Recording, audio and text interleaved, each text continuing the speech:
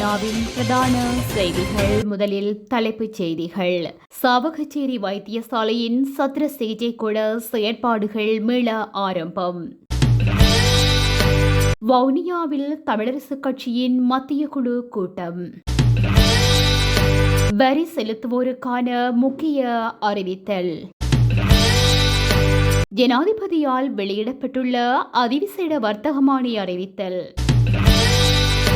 ஆட்சி மாற்றத்தால் பதவி விலக வேண்டியதில்லை மத்திய வங்கி ஆளுநர். கனடாவில் வீடு கொள்வனவு செய்வோருக்கு மகிழ்ச்சியான செய்தி.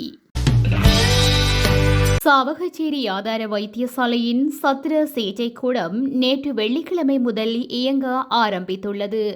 சாவகச்சேரி ஆதார வைத்தியசாலையில் புதிதாக சத்திர சிகிச்சை கூட கட்டிடம் மற்றும் விபத்து தீவிர சிகிச்சை பிரிவு கட்டிடம் ஆகியன நிர்மாணிக்கப்பட்ட போதிலும் ஆளணி பற்றாக்குறை, வள பற்றாக்குறை உள்ளிட்ட பல்வேறு காரணங்களால் வருடக்கணக்கில் சத்திர சிகிச்சை கூடத்தை இயக்க முடியாத நிலை ஏற்பட்டிருந்தது.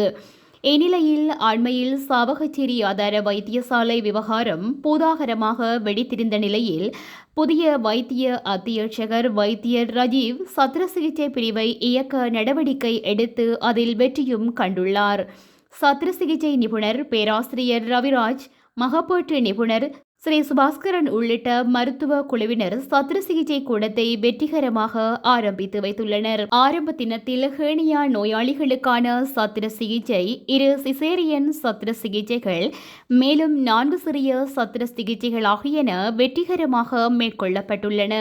சாவகச்சேரி ஆதார வைத்தியசாலையில் சத்திர சிகிச்சை பிரிவு ஆரம்பிக்கப்பட்டதன் பயனாக யாழ் போதனா வைத்தியசாலைக்கு மேலதிக சிகிச்சைக்காக நோயாளர்களை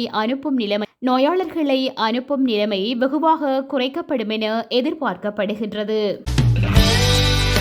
தமிழரசுக் கட்சியின் மத்திய குழு கூட்டம் இன்று வவுனியாவில் உள்ள விருந்தினர் விடுதியில் கட்சியின் தலைவர் மாவை சேனாதிராஜா தலைமையில் இடம்பெற்று வருகின்றது. இக்கூட்டத்தில் பாராளுமன்ற தேர்தலில் தமிழரசுக் கட்சியின் நிலைப்பாடு தொடர்பாக கலந்துரையாடப்படுகின்றது. இக்கூட்டத்தில் முன்னாள் பாராளுமன்ற உறுப்பினர்களான ஸ்ரீதரன், M.A. சுமந்திரன், குகதாசன், இரா சாணக்கியன், கலையரசன், சாந்தி, ஸ்ரீஸ்கந்தராஜா, சிவமோகன் மற்றும் வடமாகாண சபை அவைத் தலைவர் CVK சிவஞானம், சட்டத்திரணி KV தவராசா, கட்சியின் செயலாளர் ப. சத்தியலிங்கம் மற்றும் கட்சியின் மத்திய குழு உறுப்பினர்கள் என பலரும் கலந்து கொண்டுள்ளனர்.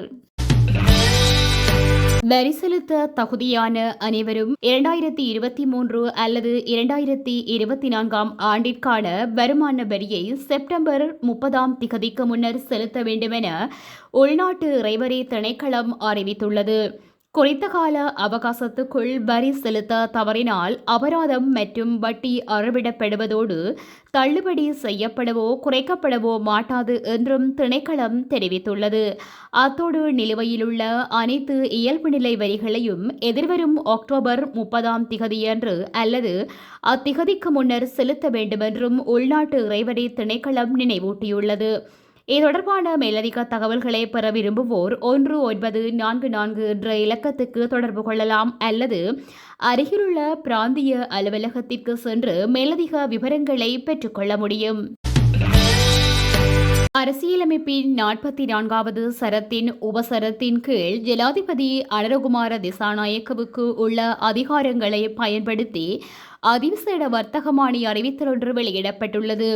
குறித்த வர்த்தமானி அறிவித்தல் இன்று ஜனாதிபதி அனுரகுமாரவினால் வெளியிடப்பட்டுள்ளது. இதில் அமைச்சர்களின் பொறுப்பிலுள்ள விடயதானங்கள், செயற்பாடுகள், திணைக்களங்கள், சட்டப்பூர்வ அமைப்புகள் மற்றும் அரசு நிறுவனங்களின் செயற்பாடுகள் குறித்து விவரிக்கப்பட்டுள்ளது. இதேவேளை நாடு முழுவதும் ஆயுதப்படைகளை வரவழைக்குமாறு உத்தரவிட்டு நேற்று ஜனாதிபதி அனுரகுமார திசாநாயக்கவினால் வர்த்தமானி அறிவித்தல் ஒன்று வெளியிடப்பட்டது. பொது பாதுகாப்பு சட்டத்தின் 12வது பிரிவின்படி தனக்கு வழங்கப்பட்டுள்ள அதிகாரங்களிற்கமைய பொது ஒழுங்கை பேண வேண்டியதன் அவசியத்தை கருத்திற்கொண்டு அனைத்து ஆயுதப்படை உறுப்பினர்களும் அழைக்கப்பட வேண்டும் என்று உத்தரவு பிறப்பிப்பதாக ஜனாதிபதி தெரிவித்திருந்தமை குறிப்பிடத்தக்கது. ஆட்சி மாற்றம் காரணமாக பதவி விலக வேண்டியதில்லை என மத்திய வங்கியின் ஆளுநர் கலாநிதி நந்தலால் வீரசிங்க தெரிவித்துள்ளார். கொழும்பில் இடம்பெற்ற ஊடகவியலாளர் சந்திப்பில் கலந்து கொண்டு கருத்து தெரிவிக்கும் போதே அவர் இவ்வாறு குறிப்பிட்டுள்ளார். நாட்டில் ஆட்சி மாற்றமடைந்ததன் காரணமாக சுயாதீனமாக செயற்படும் மத்திய வங்கி ஆளுநரும் நிதிச்சபையும் மாற வேண்டியதில்லை என அவர் சுட்டிக்காட்டியுள்ளார். நிதிச்சபையின் உறுப்பினர்களது தனிப்பட்ட தீர்மானங்களின் அடிப்படையில் பதவி விலகலாம் எனினும் பொதுவாக அவ்வாறு பதவி விலக வேண்டிய அவசியமில்லை என அவர் மேலும் தெரிவித்துள்ளார்.